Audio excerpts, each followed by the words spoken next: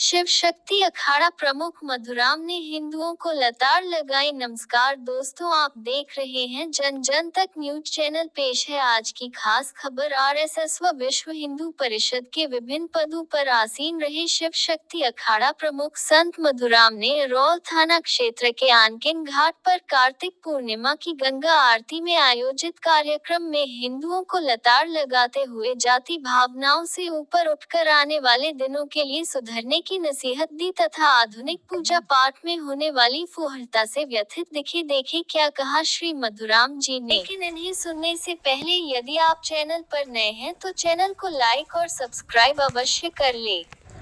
हमारे मन की पीड़ा ने हमको प्रेरित किया। क्या चाहे रामलीला हो, चाहे दुर्गा विसर्जन हो, चाहे गणेश विसर्जन हो, हिंदू नौजवान नचैया बनता जा रहा है। वह डीजे के पीछे गांजा पीकर डांस करेगा, शराब पीकर डांस करेगा और मुसलमान आएगा हमारे गणेश पर पथराव करके चला जाएगा। कहां जा रहा है ये भारत, कहां जा रहा है हिंदू? भागवत कथा हो, रामलीला हो, रहस लीला हो, गणेश महोत्सव में वो होता है जागरण, दुर्गा महोत्सव में जागरण। हमारे धर्म के मंच को आनंद का विषय बना दिया गया।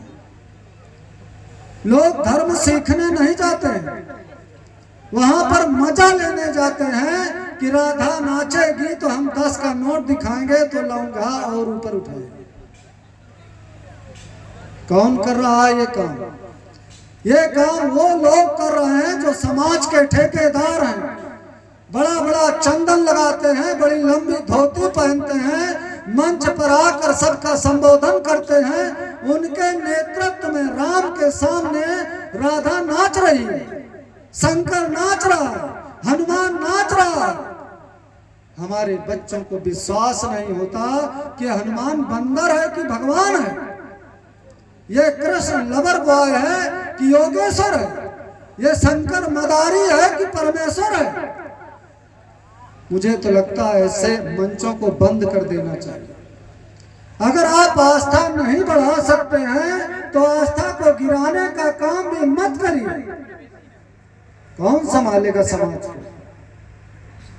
आज पूरे भारत में बार बार घटनाएं आती हैं कि मुसलमान हिंदुओं की यात्राओं पर पथराव कर देता है, वह आतंक करता है।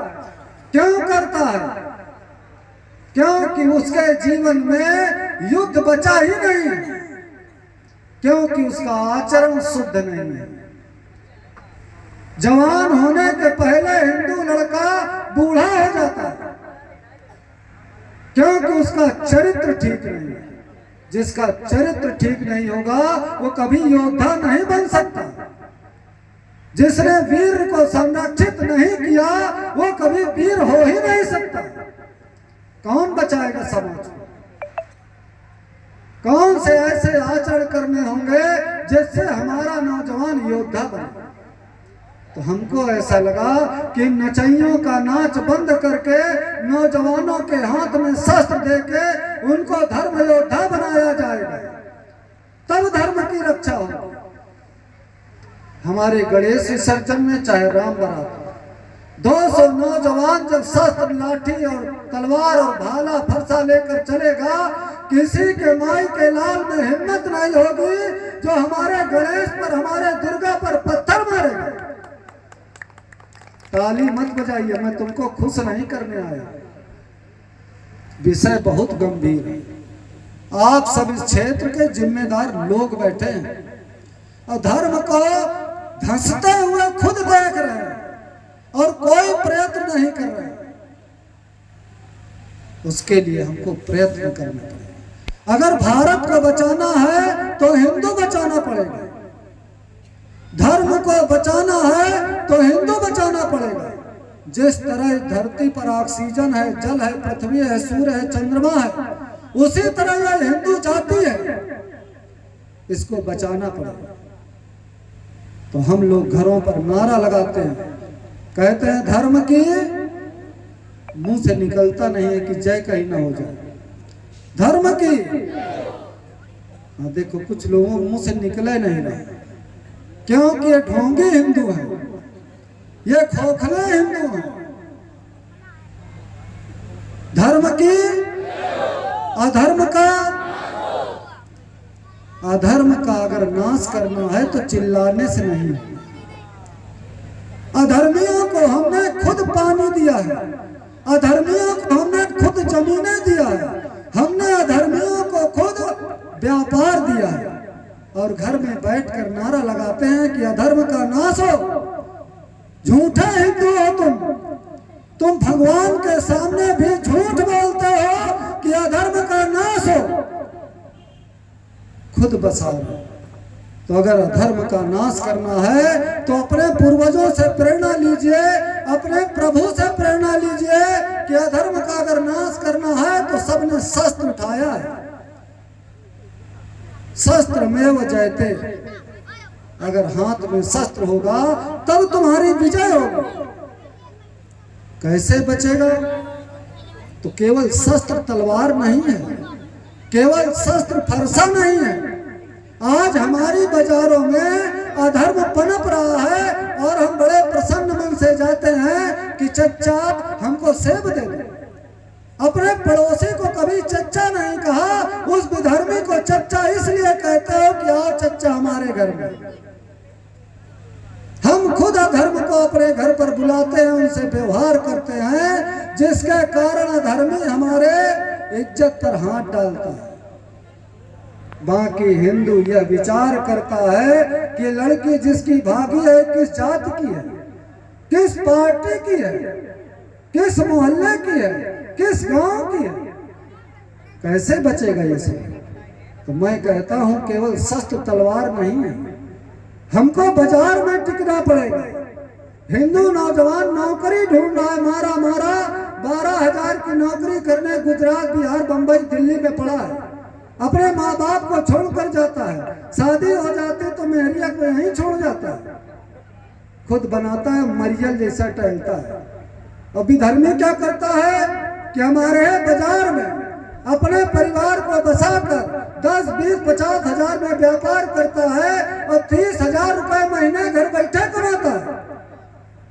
हम गांव छोड़ के जा रहे हैं, हम कस्बा छोड़कर जा रहे हैं, क्योंकि हमारे जीवन की वृत्ति बन गई है गुलामी। मैं नौकर बनना चाहता हूं। तो मेरा कहना है कि शस्त्र केवल तलवार नहीं है,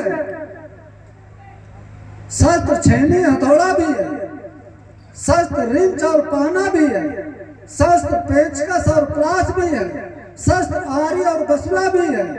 इन धंधों को अपनाइए, इन व्यापारों को अपनाइए, इन कामों को अपनाइए और मालिक बनने का जब प्रयत्न करेंगे तब यह भारत में सुगुरु बनेगा। ऊपर ऊपर दुनिया में लोग भारत को हिंदू राष्ट्र बना रहे हैं। कल मैं एक रामलीला में गया तो मैंने महिलाओं से कहा 10 बार की बोलो कि मैं हिंदू हूं। तो 1000 महिलाओं में से केवल 10, 20, 50 बोल रही थी कि मैं हिंदू। जिस देश की महिला राष्ट्रभक्त नहीं होगी, जिस देश की महिला धर्म भीरू नहीं होगी, वो भारत हिंदू राष्ट्र कैसे बनेगा? तो अपने को अगर बचाना है तो एक जाति को दूसरे जाति को प्रेम करना पड़ेगा, एक जाति को दूसरे जाति का सम्मान करना पड़ेगा, एक जाति को दूसरे जाति का सहयोग करना पड़ेगा। आज जो गांव में 50 साल के ऊपर के आदमी हैं, यह उनके ऊपर निर्भर है कि गांव का प्रेम रहेगा कि नहीं रहेगा। तो इसलिए मैं अंतिम बात यही कहता हूं कि हिंदवा सहोदरा सर्वे, सभी हिंदू सगे भाई हैं, ना हिंदू पतितो भवे।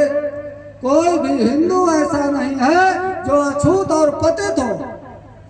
मम दीक्षा हिंदू रक्षा, मेरी जो दीक्षा है वो हिंदुओं की रक्षा करना है।